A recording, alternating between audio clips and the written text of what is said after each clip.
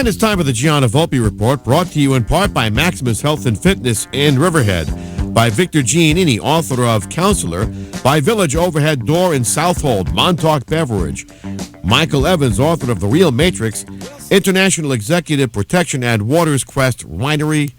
Good morning, Gianna. Good morning, Bruce. How are you today? I am peachy keen, fine. It's just fabulous.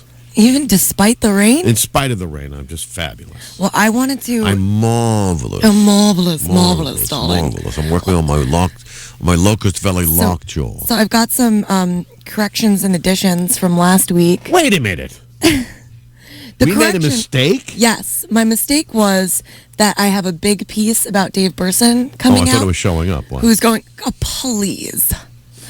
Our second half guest... Captain Dave Burson, I said I was going to have a big piece coming out, but I pushed my deadline too long, so now it is a smaller piece. That'll do it. The additions are about, so I started looking into the carousel, and I found out that Jolly Rogers, or more correctly, Nunley's Happyland in Bethpage, did in fact have a 48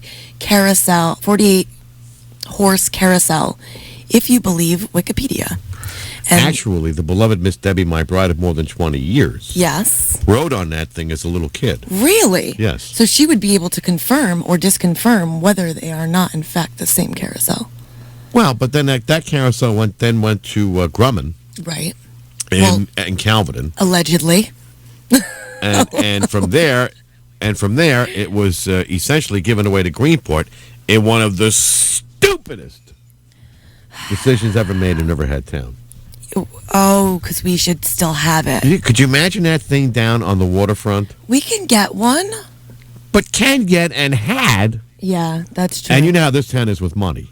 They burn through it like... They burn through it like... hot sailors in a whorehouse on a hot Friday night. Well, you like that. Drunken sailors in a whorehouse on a really hot Friday night. Oh, it's got to be hot? Yeah, but it's got to be drunken sailors. Because even if it's cold, wouldn't it be hot in there anyway? Well, I've never been in one. I wouldn't know. Neither have I. But that's neither here nor there. The other edition. We're talking. Your father's sitting right next to you. I'm sitting here trying to. Did you see him jump when I said that word? I'm sitting here trying to like be really circumspect. I didn't drop the F-bomb off the air in front of him to you in front of him because I figured, nobody's good enough for Daddy's little girl, and I don't want to get smacked around by a guy who's about my age and get beaten up. Listen, I'm all about taking ownership, but... Yeah, he'll take ownership, all right. My filterlessness does come from somewhere. But before we bring my father on, I want to tell you, meme. This is from todayifoundout.com. Are we now blowing our audition for NBC? I just wanted to probably. Okay. But you know what? We'll never replace Joe and Mika. That's okay. You can't even replace Willie Geist. Look, I was just quoting you. Did I not quote you correctly? Yes, you did. Well, pretty much, yeah. I got close. Yeah, that was good. Okay, so meme, incidentally, is often pronounced as Mimi or Meme, but in fact should be pronounced meme. Primarily was only known and used by certain academics, but today this neologism is beginning to reach widespread use thanks to describing the viral spread of jokes, ideas, etc. via the internet. Meme was coined by the often controversial evolutionary biologist Richard Dawkins in his 1976 book, The Selfish Gene. In it, he states the following: "We need a name for the new replicator, a noun that conveys the idea of a unit of cultural transmission or a unit of imitation. Meme comes from a suitable Greek root, but I want a monosyllable that sounds a bit like gene. I hope my classicist friends will forgive me if I abbreviate Mimi to meme. If it is any consolation, it could alternatively be thought of as being related to memory or to the French word meme, which means same. Richard Dawkins, huh? It should be pronounced. Wasn't he the host of a television game show, Family Feud? Oh, no, that was Richard Dawson. I'm sorry. Okay, well, I wanted to bring that up because glad you clarified two shows I said that I would look up. That's right. It was very difficult to. It was very traumatic for me not to know. It was dramatic. That's right. You have no idea how much sleep I didn't lose over it. So this morning, guys, we have the most special guest since my fourth show. My father, David Volpe. Good morning, Dad. Good morning, Gianna. So how... Have you guys ever met, by the way? Yo. Oh, yeah. Notice how he said, oh, yeah. Do I have stories? Yeah. Oh, yeah. Stop it. So yeah, tell everyone about last night. I took you to... Oh, wait. When you take someone somewhere, that implies that you paid. I did pay. I did pay for the drinks. Yes, she did. She did pay for the drinks last night. What, she let you get a glass of water? No, she let me have one beer. Oh, a whole beer? A whole beer, yep. Yes. And what, like a can of Schlitz? Yep. Yeah, and we sang. We both sang. We did. We sang. We entertained the crowd. Nothing like singing for your supper, huh? Oh, I did Three Dog Night, Never Been to Spain. And my father you did a couple songs. I'm going to plead innocent. Yeah, let's see. My dad did... Listen, you didn't get arrested. It couldn't be that bad. He did Pinball Wizard. Pinball Wizard was one of them, right? And then I don't remember what the other one was. I think I did Can't Find My Way Home by Blind Faith, but I tried to do the Joe Cocker version. Oh. I've been listening to him a lot. Yeah, but you can't, there's like a whole bunch of comments that get passed about that now. What? But I can't because it'd be like politically incorrect. That'd be offensive. Well, that's okay. Joe Cocker was a polio victim. Yes. And he had... His movements were very erratic, and they were spasticated, for lack of a better word for it. I didn't know that. Yes, I told you yesterday. This is wasn't because listening. you don't pay attention. I wasn't listening. Were you like that in school? You didn't pay attention? Yeah, yes. Like when your father said to you, Gianna, take out the garbage. Did you just manage not to hear that? I remember my father saying to me, well, it doesn't matter what I say because you're just going to do what you want anyway. That's true. That's yes. Anybody with children knows that's real. Yeah. Anybody.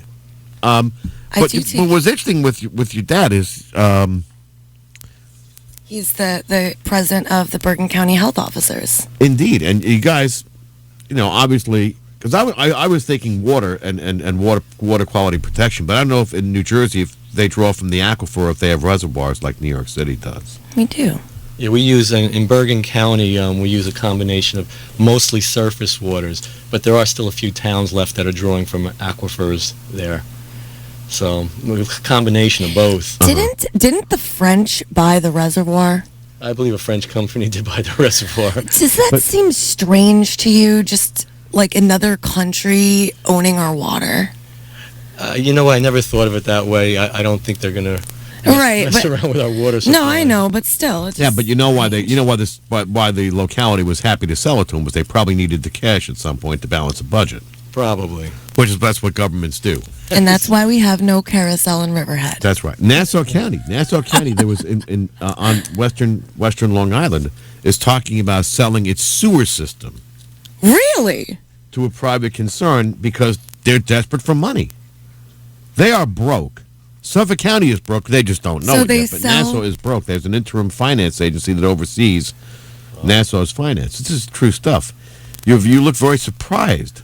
Well, I've been working for the government a long time, and I've seen just about everything. Well, see, we're giving you more to look at. Yes. Now you know what to expect as this migrates its way west to New Jersey. Yep. But I was just curious. No, I was curious about that. And the other thing, the Zika virus. Yes. Which is, that's this year's version of MRSA. Hot. I call it the Disease Du Jour. Yeah, exactly. Did you notice that? Every year there's like a new disease. Yes. Well, you got to watch out for Bird flu. Yes. Yeah. First I've been through many. Back when your father and I were like in our early 20s, it was the swine flu. Remember that? Yes. Yeah. Oh, and then AIDS came along. Then AIDS came along after that. Disease came along. Yeah. Yes, I lived through all of them. Nasty. And that Rocky Mountain spotted fever. Yep. Oh yeah. Spot fever. Oh yeah. Yep. Oh yeah. So the Zika thing is that doesn't really pose that much. I mean, it's really dramatic what you're hearing. Is it really the threat that people say that it is? It reminds me very much of West Nile virus. It sounded so exotic when it came through. Yeah. And everybody was afraid of West Nile virus. And it turns out many people had West Nile virus, didn't even know it. Really? They didn't even know it because in some people it's it's because it's one of those things where it affects the elderly and the mostly the elderly. Okay. And But the systems are supposedly very much like flu-like. yes. But this one, doesn't it cause birth defects though? Yeah, that's the difference. That's the big one. So now we have pregnant women calling in the health department. They want to get tested for Zika, and we say, well, did you travel anywhere? No. Do you have a husband that traveled anywhere? No. No. Well, what do you want to get tested for Zika for? Because there's a panic again. And Oh, yeah. and it's nowhere near New Jersey, of course, but we're monitoring it. And I had a case. I got a call yesterday. I'm on vacation. I got a call, and somebody wanted to get tested, but what are you gonna do? What are you gonna do? Yeah. See, I told you that's our state motto. What are you gonna do? I told him that a few weeks ago.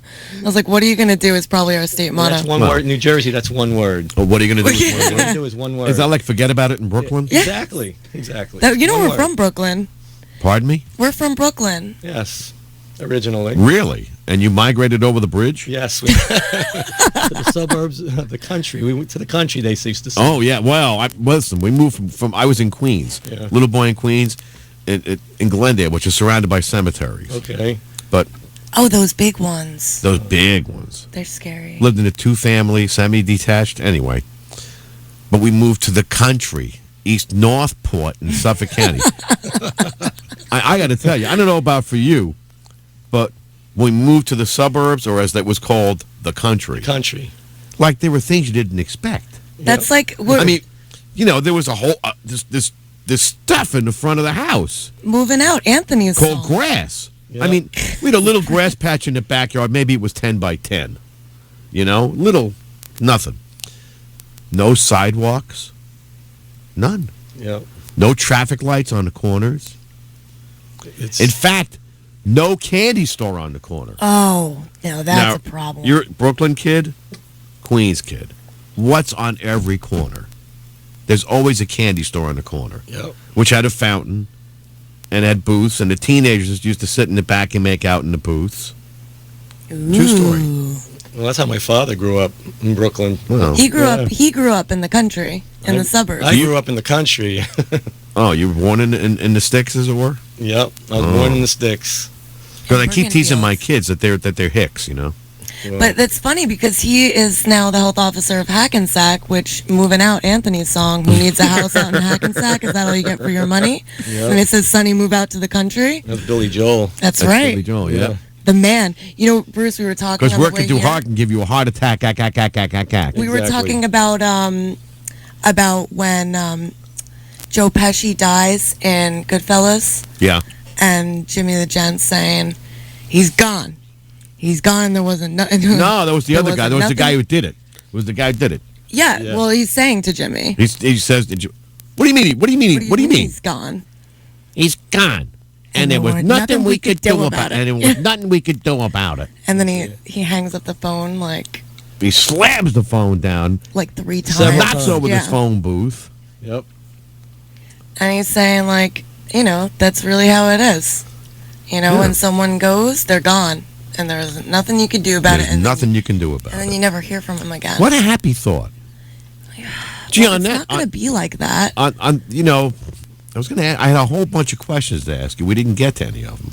After 38 years in public health, there's probably a million things you could be asking me. Well, I was, So many stories. Oh, I'm sure. We're going to have him back, though. Right, Dad? We'll see. It's a long drive out to. Where am I? come River on. You're in something? Riverhead. I'm in Riverhead, Long Island. Yep. Long Island. Long Long Island. Islands. And, by the way, shout out to Bergenfield. Yes. Because I am the health officer of Bergenfield. Yes. I'm only on loan to Hackensack, by the way, until December. Oh. Yep. Oh, okay. And Jay Kernis. And Jay, who's listening to us. And Felicia. Felicia, my staff. And Jay and Lee Kernis I grew up with. They're out. I think they're in the showbiz. I think Jay does a show on television on Sunday morning. And He does. I think Lee, his brother, I think he produces comedy. Really? Yeah. I should talk to him. Gianna? Yeah. Stop it. We have finished off our futures this morning. Oh, no. Oh, yeah. They're Come on. Please, we'll call them. I think things are just starting. We will call them. How did we do? And the laughter, you'll be able to hear the laughter. They were gone. They were gone, and there wasn't nothing we could do about it. You're gone, and there's nothing we can do about it. I'm getting worried here. No, we're fine. I'm turning around. We're going to be fine. We're going to be fine. All right. I'll protect us. That's why the door is locked. Anyway. We'll be back with Captain Dave Burson after the break. All right. Nothing goes with a day at the beach, playing sports, working in the yard, or just relaxing like a nice cold iced tea, and Montauk Beverage Works iced teas will quench that thirst on the hottest summer day. Whether it's iced citrus black tea, red berry hibiscus, white tea with peach, or half and half with lemonade, or their lemonade, Montauk Beverage Works iced teas and lemonade refresh you better than a glass of water down your back on a hot summer day. Montauk Beverage iced teas and lemonade are all natural iced teas made with premium teas. Their sweetened teas use only cane sugar, and there are no artificial flavors or preservatives in their iced teas and lemonade. So get some Montauk Beverage Works iced teas and lemonades. Let them get a chill in your refrigerator, and then when you're looking for something refreshing and good, open one up and enjoy it. Montauk Beverage iced teas and lemonades are available at all 4 Blue Duck Bakery Cafe locations and at finer stores throughout the East End. An overhead door serves a purpose, and it should be as beautiful as the rest of your home or building. For more than 30 years, Village Overhead Doors has been creating and installing beautiful garage doors for contractors and homeowners on the North and South Forks.